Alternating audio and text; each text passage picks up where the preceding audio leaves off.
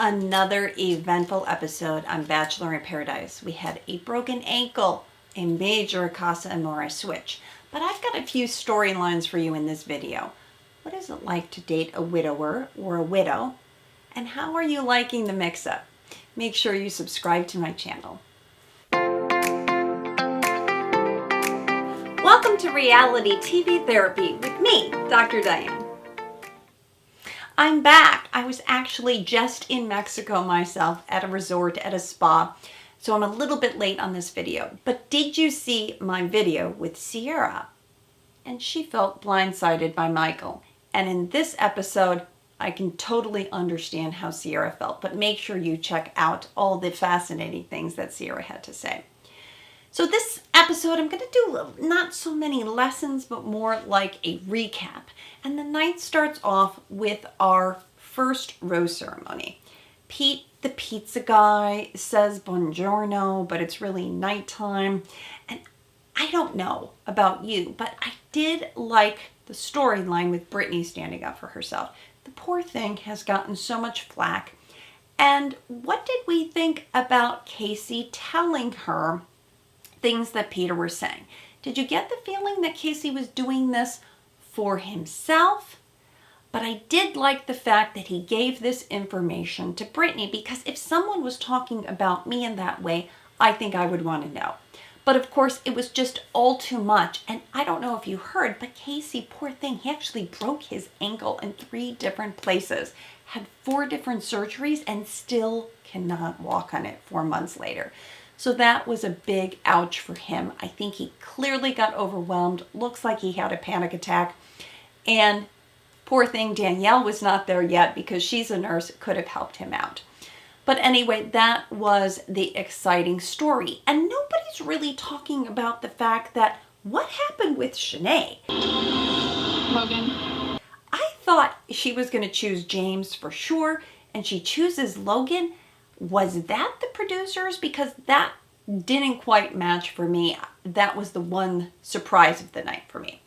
Okay, but let's go to my first storyline, because I do want to say, is there anything we can learn from this Michael and Danielle falling in love story? Okay, so Michael clearly needs a Hail Mary.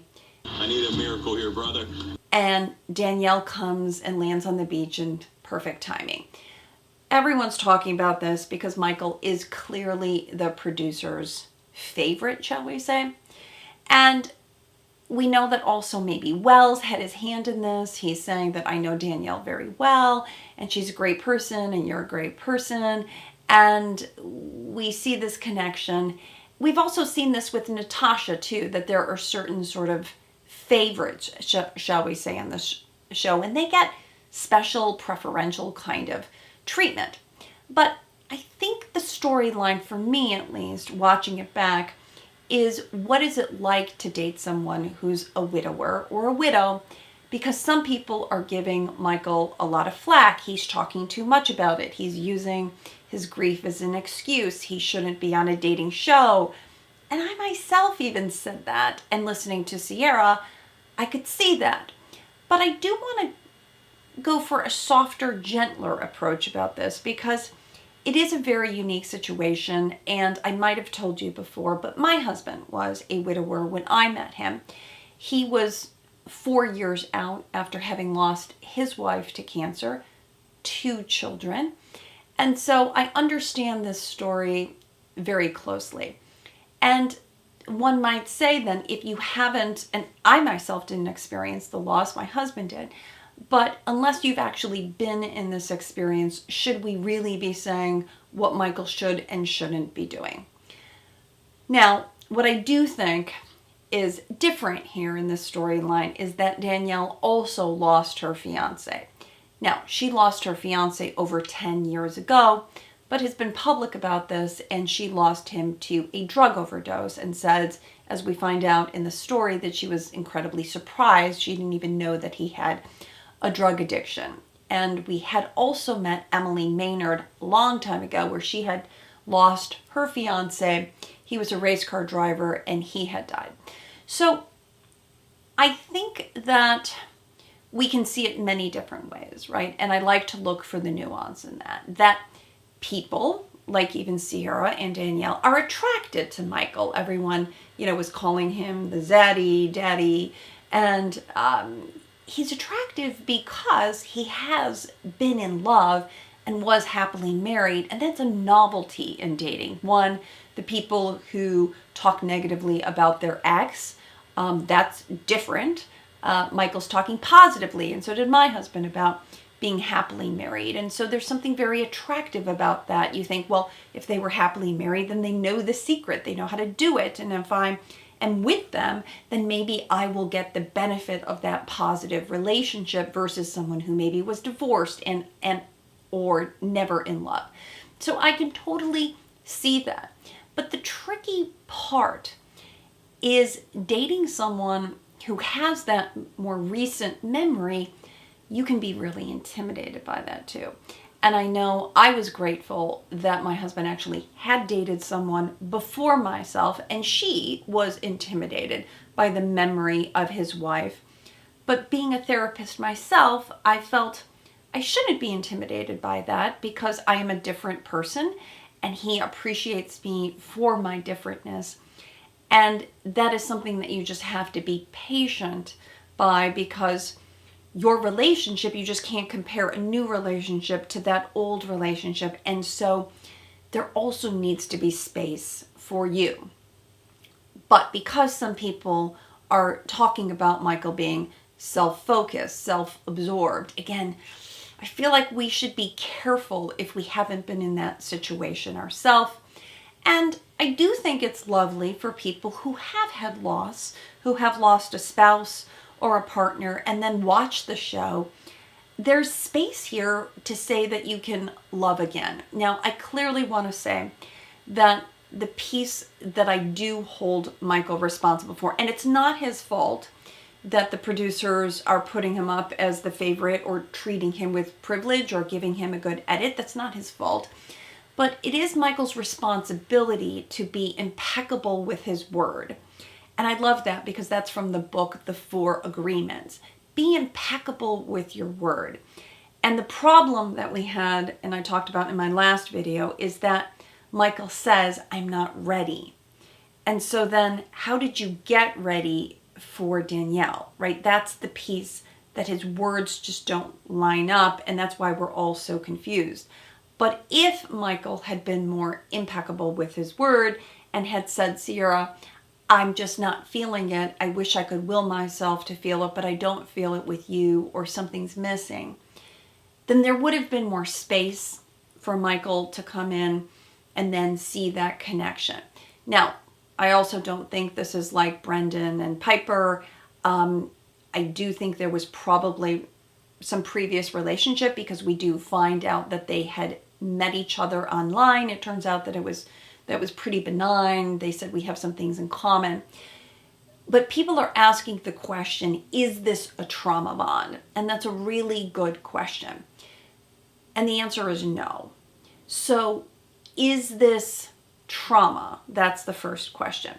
Well, according to what we mean as psychologists, a trauma bond is that you had abuse, normally by a parent, and then you look for other abusive relationships and then get abused by a partner. And or maybe if your parents weren't abusive, but your previous partner was abusive, and now it's like you look for someone who abuses you in a way because that is what love is. A trauma bond that we can talk about was Amber Heard and Johnny Depp, if you recall. They both were open about the trauma that they had in their childhood with their parents, and then they bond around that. Now, Michael does say to Danielle on their date, Even people that are scarred. so that was the question, is this a trauma bond? But how I heard it and how I interpreted it is that someone, and she even said, who has like life experience. And I think what's different here in Michael's relationship with Danielle versus Michael's relationship with Sierra is they are closer in age. And I don't think that's a small fact. So Danielle is 37, Michael is 39, Sierra was 27. And I think there's a lot of lived experience. Sure, Sierra lost her finger. One could say that was traumatic also. But there feels something different about the flavor of that in that they both lost a partner to death. And I think that is something that bonds them. So then my next question to Danielle will be, do you say to Michael that, are you ready, as I had to say to my own husband, are you ready to let go of your identity as widower to allow space for our relationship? Because that is truly the challenge here. And I was a little bit worried when he was comparing his first wife to Danielle, and I was thinking the same thing. Is there space for Danielle? Will she get hurt again? Remember, Michael's theme is, I hurt lots of people who get close to me. And I'm thinking, oh my gosh, I hope he really does do some therapy to hold space for her. And, you know, the show itself is so short, but if they can make it in the real world, that's very different. But again, the question in the intimate conversations is, will you allow me to now be your new identity as opposed to holding on to the identity of your previous partner? And that will only be found out with time. So I am curious about this relationship. I do think Michael is a nice person. Again, it's not his fault, the edit that he's getting. I think Danielle is a lovely person. We will see what happens with them, but I think there's more to this story too, because yes, they were treated differently. And so what's happening while they're on their date, this split, this Casa Amore split is happening. And that's my next storyline that I want to get into. So what did you actually think? And have you watched Love Island? Because I'm a huge fan of Love Island. I loved Love Island UK. I had watched the previous season. And they have something that's called Casa Amore, if you don't know what that is, where literally after the couples have already been established, they go to test their relationships and the women go to a separate location. But what's different about how it is handled in Love Island is it's very clear that their relationships are going to be tested, and they have what they call bombshells that show up. The women are bombshells for the men, and there are men that show up as bombshells for the women. And then you see if your original relationship passes the test, which is then you come together and you decide, do I want to stay with the new person or go back to the original? But that show is quite different because they don't have the same kind of producers in their face all the time. There's cameras everywhere, getting more sort of natural shots, more natural conversations. But the show itself runs for 12 weeks, which is very important here because Bachelor in Paradise was filmed for 3 weeks. Some say that they added on a week. That was 4 weeks. But to test relationships that are not established yet, this is the problem that I have. So I don't like when you're just borrowing bits and pieces from the show because it has to actually be woven into the context. And I don't feel like Jesse Palmer announced this very well. As the host, he didn't say exactly. And how sexist, misogynistic to then bring in the new 5 women in front of the women for the sole purpose of seeing them squirm and being anxious without also announcing to the men that the women were going to get new men too. And that's the part that I just felt like the execution was horrible on this. So it's not so clear, and there are couples that are really going to be challenged here, right? Brittany has just kissed Andrew. There wasn't a big connection, not enough time. Lacey and Rodney are still pretty new. Jill and Jacob just had 1 date. So you can see, and Genevieve and Aaron, still pretty new. These relationships are not where the Love Island relationships are. And so it's just, Serene made a tweet about this. It's just so early in the process. And because time is of the most important, I don't feel like this works with this show. And the women themselves, they're pissed. They're saying, screw you, Jesse Palmer.